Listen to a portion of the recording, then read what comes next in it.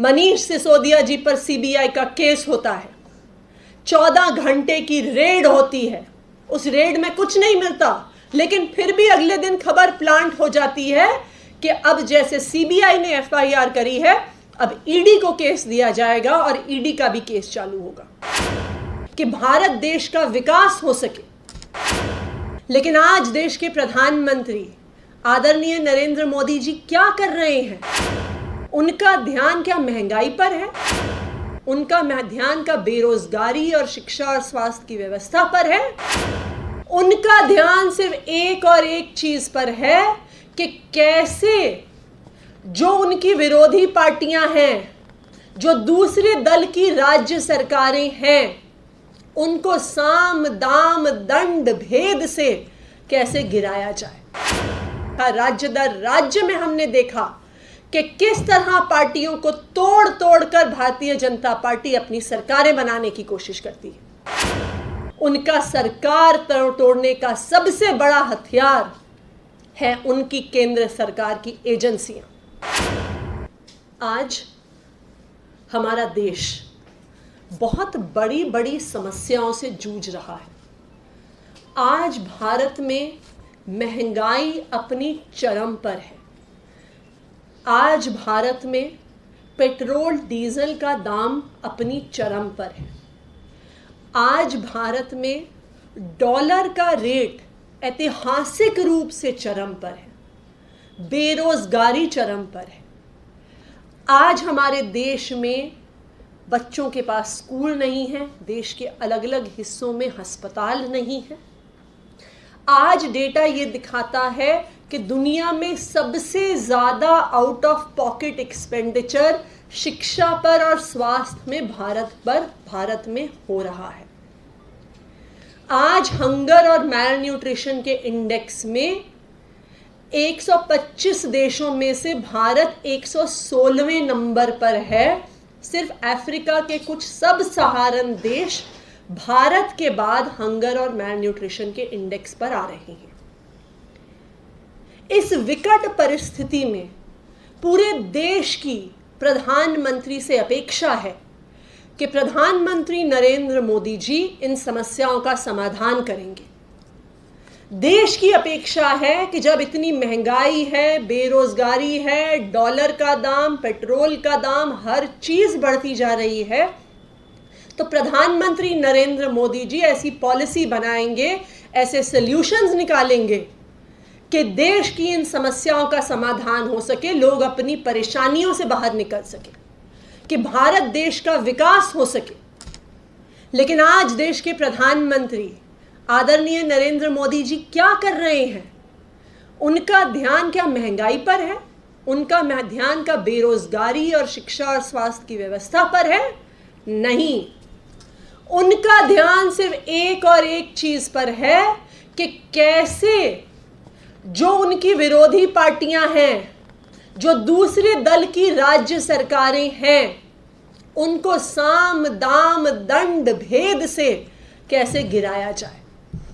हम ये देश भर में देख रहे हैं कि किस तरह से अभी महाराष्ट्र में हमने देखा कि शिवसेना को तोड़कर भारतीय जनता पार्टी ने कैसे सरकार बनाई। हमने उससे पहले गोवा में देखा, कर्नाटका में देखा, मणिपुर में देखा, राज्य दर राज्य में हमने देखा कि किस तरह पार्टियों को तोड़ तोड़ कर भारतीय जनता पार्टी अपनी सरकारें बनाने की कोशिश करती है। क्या है भारतीय जनता पार्टी का और प्रधानमंत्री जी का मोडस ऑपरेंडी? क्या है उनका सरकार तोड़ने का तरीका? उनका सरकार तोड़ने का सबसे बड़ा हथियार है उनकी केंद्र सरकार की एजेंसियां। तो क्या फॉर्मूला फॉलो करते हैं प्रधानमंत्री मोदी जी? क्या फॉर्मूला फॉलो करती है उनकी केंद्र सरकार? फॉर्मूला बहुत सिंपल है। जिस पार्टी को तोड़ना है, जिस सरकार को तोड़ना है, जिन नेताओं को तोड़ना है, सबसे पहले उन पर केंद्र सरकार की अलग अलग एजेंसियों को छोड़ दो। उनके ऊपर सीबीआई का केस करो, उनके ऊपर ईडी का केस करो, उनके ऊपर इनकम टैक्स का केस करो। जो भी सरकारी एजेंसी आपके पास है उनका केस करो। उसके बाद भारतीय जनता पार्टी जाके उनके नेताओं को ऑफर देती है कि भारतीय जनता पार्टी में आ जाओ, सारे केस बंद हो जाएंगे। तो एक तरफ धमकाया जाता है और दूसरी तरफ लुभाने का प्रयास किया जाता है। हमने देखा कि किस तरह महाराष्ट्र में भी यही हुआ कि महाराष्ट्र की रूलिंग कोalition के अलग अलग नेताओं पर सीबीआई के, ईडी के तरह तरह के केस हुए और फिर उन केस की धमकियों को यूज करके शिवसेना के विधायकों को तोड़कर एक नई सरकार बना दी गई, जिसमें एक शिवसेना के फॉर्मर एमएलए अब चीफ मिनिस्टर बन गए। दिल्ली में भी आज यही करने की कोशिश करी जा रही है। जो ये केस दिल्ली के उप मुख्यमंत्री मनीष सिसोदिया जी पर हो रहा है, ये भी एक कोशिश है आम आदमी पार्टी की, अरविंद केजरीवाल जी की सरकार को तोड़ने की। मनीष सिसोदिया जी पर सीबीआई का केस होता है, 14 घंटे की रेड होती है। उस रेड में कुछ नहीं मिलता, लेकिन फिर भी अगले दिन खबर प्लांट हो जाती है कि अब जैसे सीबीआई ने एफआईआर करी है, अब ईडी को केस दिया जाएगा और ईडी का भी केस चालू होगा। जैसे ही सीबीआई की एफआईआर की, ईडी की एफआईआर की एक तरह से धमकियां आती हैं, दूसरी तरफ भारतीय जनता पार्टी के नेता मनीष सिसोदिया जी को अप्रोच करते हैं और अप्रोच करके कहते हैं कि भारतीय जनता पार्टी में आ जाओ, भारतीय जनता पार्टी में आ जाओगे तो सारे केस बंद कर दिए जाएंगे। और ना सिर्फ इतना, मनीष सिसोदिया जी को ऑफर दिया जाता है कि जिस तरह से महाराष्ट्र में हमने शिवसेना के ही एक ब्रेकअवे एमएलए को मुख्यमंत्री बना दिया, तुम भारतीय जनता पार्टी में आ जाओ, अपने साथ एमएलएज लेकर आ जाओ, हम तुम्हें दिल्ली का मुख्यमंत्री बना देंगे। ये कोशिश कर रही है भारतीय जनता पार्टी। लेकिन मैं भारतीय जनता पार्टी से कहना चाहूंगी कि आम आदमी पार्टी एक कट्टर ईमानदार पार्टी है। आप बाकी एमएलएज को, एमपीज को, नेताओं को, पार्टियों को क्यों तोड़ पाए? क्योंकि शायद उन्होंने भ्रष्टाचार किया होगा, शायद उन्होंने पैसा खाया होगा, इसलिए वो आपकी ईडी की एफआईआर, सीबीआई की एफआईआर और इन एजेंसी की धमकियों से डर गए और आपकी पार्टी में आके शामिल हो गए। लेकिन आम आदमी पार्टी और उसके नेता कट्टर ईमानदार हैं। ना आज तक हमने एक पैसे का भ्रष्टाचार किया है, ना एक पैसे का भ्रष्टाचार करेंगे। तो चाहे धमकियां हो, चाहे लुभावने के प्रयास हो, आम आदमी पार्टी उसमें आने वाली नहीं है। मनीष सिसोदिया जी ने सीधा जवाब दिया भारतीय जनता पार्टी वालों को कि मैं कट्टर ईमानदार हूं, मैं भारतीय जनता पार्टी जैसी भ्रष्ट पार्टी में जाने का सोच भी नहीं सकता। मैं अरविंद केजरीवाल का सिपाही हूं और मुझे पता है कि अगर देश में एक नेता है जो भारत को, दुनिया को नंबर 1 पर लेके जा सकता है, तो वो अरविंद केजरीवाल है। तो चाहे आप मुझे जेल में डाल दो, चाहे आप ईडी का केस कर दो, चाहे आप सीबीआई का केस कर दो, मैं आम आदमी पार्टी छोड़ने वाला नहीं हूं। भारतीय जनता पार्टी का ये मोडस ऑपरेंडा है।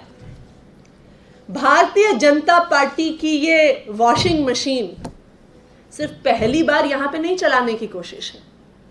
ये तो भारतीय जनता पार्टी का एक ट्राइड एंड टेस्टेड फॉर्मूला है, जहां पे देश भर में अलग अलग पार्टियों के नेताओं को वो धमकियां देते हैं, ईडी के केस शुरू कराते हैं, सीबीआई के केस शुरू करवाते हैं, फिर उनके साथ डील हो जाती है कि भारतीय जनता पार्टी में आ जाओ, भारतीय जनता पार्टी की वॉशिंग मशीन में धुल जाओगे।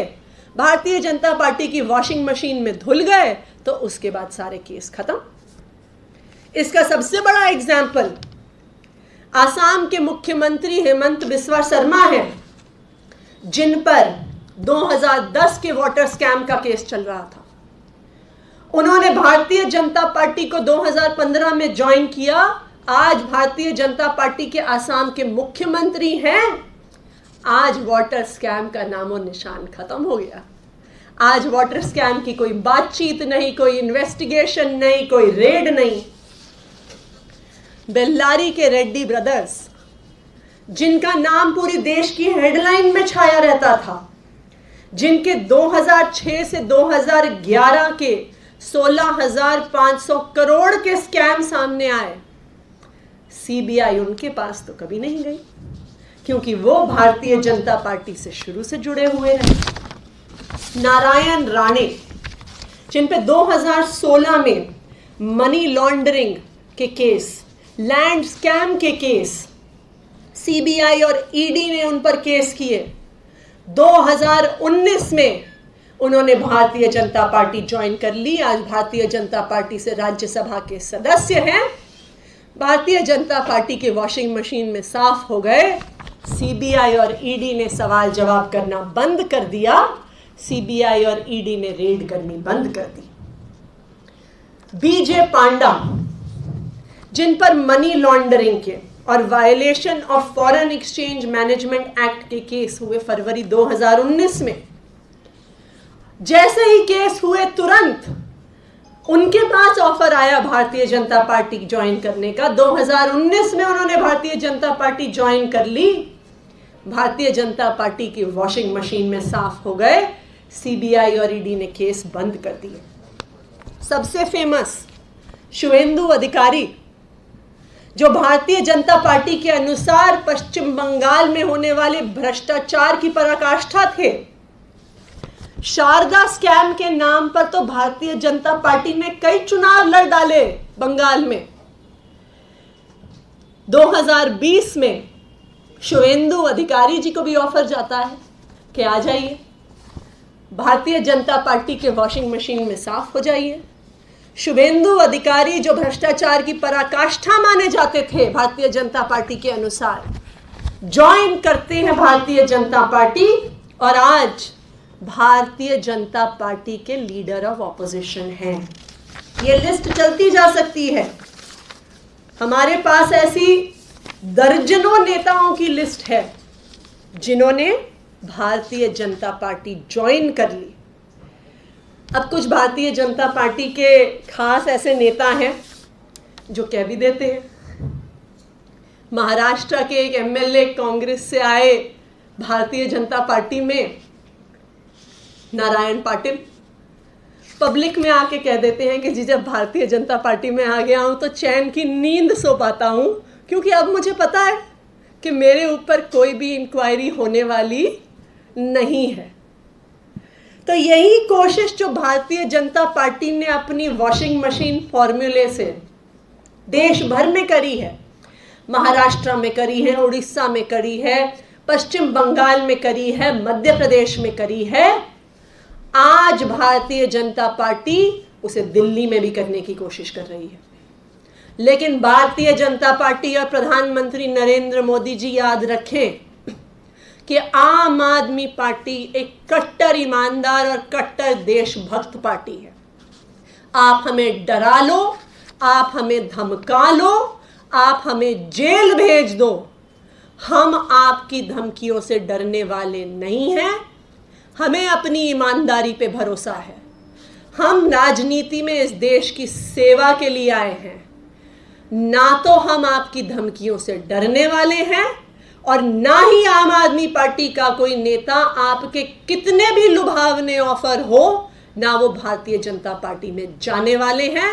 हम मरते दम तक इस देश की सेवा में आम आदमी पार्टी और अरविंद केजरीवाल के साथ लगे रहेंगे। धन्यवाद।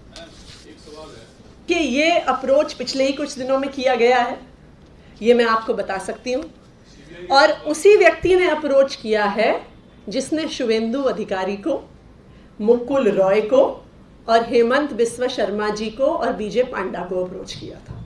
सेम व्यक्ति है। तो आप बीजे पांडा से और शुवेंदु अधिकारी से जाके पूछ सकते हैं, जो सेम व्यक्ति जिसने उन्हें अप्रोच किया था और जिसको भारतीय जनता पार्टी की तरफ से जिम्मेदारी दी गई थी उनको भारतीय जनता पार्टी में लाने की, उस सेम व्यक्ति को मनीष सिसोदिया जी को अप्रोच करने की जिम्मेदारी दी गई in the last few days. Suvendu अधिकारी, मुकुल रॉय, बीजे पांडा और हेमंत बिस्वा शर्मा आप भी जानते हैं और हम भी जानते हैं कि वो कौन व्यक्ति है। देखिए, मैंने कल ही कह दिया था कि जो भारतीय जनता पार्टी के नेता हैं आजकल और उनकी जो प्रेस कॉन्फ्रेंसेज हैं, उनको तो देख के बॉलीवुड के स्क्रिप्ट राइटर्स को भी शर्म आ जाएगी। क्योंकि देखिए, आप जब बॉलीवुड के स्क्रिप्ट राइटर हैं तो आप बिना किसी फैक्ट के, बिना किसी आधार के, बिना किसी प्रूफ के कोई भी बात कह सकते हैं, कोई भी नेटफ्लिक्स का एपिसोड लिख सकते हैं। लेकिन अगर आप एक पॉलिटिकल पार्टी के नेता हैं और कोई आरोप लगा रहे हैं तो कुछ तो आधार रखेंगे आप बिना किसी आधार के, बिना किसी डिटेल के कभी भी कोई बात कह देंगे तो क्या कहा जाए। अच्छा, उनकी दूसरी समस्या ये है कि उनको पहले एक स्क्रिप्ट दी जाती है, वो 2-3 हफ्ते चलती है, फिर पता चलता है ओहो हो ये तो सारी स्क्रिप्ट गलत थी, इसमें तो कोई भ्रष्टाचार नहीं है, ये तो सब कुछ ड्यू प्रोसेस से हुआ है। तो फिर उन बेचारों को भी रोज रोज कोई नई स्क्रिप्ट निकालनी पड़ती है। तो ये कोई आखिरी स्क्रिप्ट नहीं है उनकी जो उन्होंने कभी चलाएंगे, वो नई स्क्रिप्ट। और पिछले 7 सालों से वो अलग अलग भ्रष्टाचार की कई स्क्रिप्ट लेके आए हैं। तो वो चाहे जिस चीज पे अपनी इन्वेस्टिगेशन कर लें, वो एक्साइज पॉलिसी पे कर लें, वो बसों पे कर लें, वो स्कूलों पे कर लें, वो दवाइयों पे कर लें, वो फ्लाईओवर पे कर लें, वो सड़कों पे कर लें, वो मोहल्ला क्लिनिक पे कर लें, वो आम आदमी पार्टी के हर डिपार्टमेंट की हर पॉलिसी पे इन्वेस्टिगेशन खोल लें, ये हमारा दावा है कि 1 पैसे का भ्रष्टाचार उनको नहीं मिलेगा। लेकर आ जाए रोज रोज भ्रष्टाचार की नई स्क्रिप्टें। आम आदमी पार्टी एक कट्टर ईमानदार पार्टी है, हमें अपने काम पे भरोसा है, हमें अपनी ईमानदारी पे भरोसा है। देखिए मैं आपको एक इसमें आपने बोला 2 दिन पहले संपर्क किया गया, 2 दिन पहले मैं कह रही हूँ कि पिछले ही 2-3 दिनों में संपर्क किया गया। मैं आपको एक तरीका सुझा सकती हूँ कि किसके आरोप सही हैं और किसके आरोप गलत हैं, इसको कैसे जांचा जाए। आप दोनों पार्टियों का इतिहास उठा के देख लीजिए, आप आम आदमी पार्टी का इतिहास उठा के देख लीजिए, वो हम पर रोज नए स्क्रिप्ट से भ्रष्टाचार के आरोप लगा रहे हैं। पिछले 7 साल में आम आदमी पार्टी के नेताओं पर, एमएलएस पर, मंत्रियों पर अब तक 150 केस हो चुके हैं। 150 केस। उसके अलावा केंद्र सरकार द्वारा गठित एक असंवैधानिक शुंगलू कमेटी 6 महीने तक दिल्ली सरकार की 500 फाइलें लेकर बैठी रही। क्या इनमें से किसी भी केस में उनको कोई भ्रष्टाचार मिला? क्या इनमें से किसी भी एक केस में वो कन्विक्शन कर पाए? नहीं कर पाए। तो इतिहास बता रहा है कि आम आदमी पार्टी पर भ्रष्टाचार के आरोप लगते हैं, लेकिन उसके बाद वो सारे केसेस कोर्ट में पहुंचकर जज फटकार लगाते हैं सीबीआई को, दिल्ली पुलिस को कि भाई तुम्हारे पास सबूत नहीं था तो तुमने एफआईआर कैसे फाइल कर दी। दूसरी ओर मैंने आपको भारतीय जनता पार्टी की भी वॉशिंग मशीन की हिस्ट्री बता दी कि किस तरह से जिन नेताओं पर पहले सीबीआई के केस होते हैं, ईडी के केस होते हैं, इनकम टैक्स डिपार्टमेंट के केस होते हैं, फिर वो जादुई तौर से शामिल हो जाते हैं भारतीय जनता पार्टी में, फिर वो भारतीय जनता पार्टी की वॉशिंग मशीन में धुल जाते हैं और फिर सीबीआई केस भी बंद, ईडी केस भी बंद। तो आप दोनों पार्टियों का इतिहास उठा के देख लीजिए तो दूध का दूध, पानी का पानी हो जाएगा कि यहाँ पे वास्तविक तौर में चल क्या रहा है। देखिए, आप भी जानते हैं, हम भी जानते हैं कि हेमंत बिस्व शर्मा को, मुकुल रॉय को और शुभेंदु अधिकारी जी को किसकी जिम्मेदारी थी भाजपा में लाना। तो ये आपको भी स्पष्ट है, हमें भी स्पष्ट है कौन भारतीय जनता पार्टी के नेता हैं। देखिए, मैंने भी कल भी कहा था कि जो पार्टी 2 लगातार विधानसभा चुनावों में दिल्ली राज्य में एक भी सीट नहीं ला पाई, उसके सवालों का क्या जवाब देना है।